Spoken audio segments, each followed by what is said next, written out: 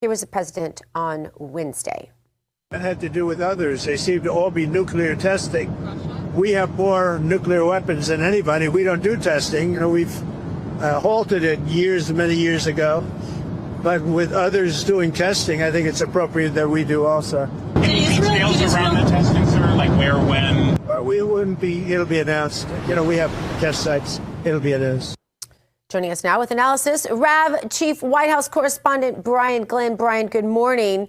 Brian, this sounds scary, but is it scary? Should this be alarming, or is it more scary that we weren't doing the testing before?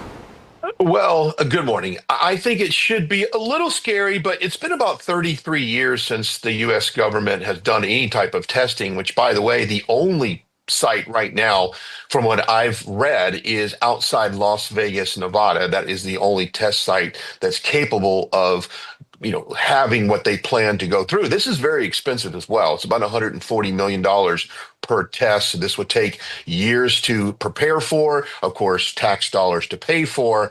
But I think it does send a message to China, to Russia, and also to Iran.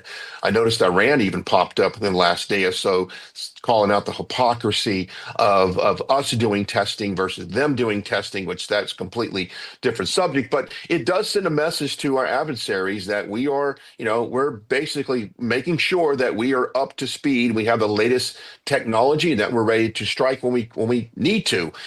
I think this is more noise than actual substance on this. I think it just sends a message. And mind you, Dr. Gina, this was about 30 minutes before he met with the president of China. So maybe that sent a little subtle message in terms of how these negotiations should go. But nevertheless, President Trump obviously talking about nuclear testing, and let's just hope that we don't ever get to actually ever use those nuclear weapons.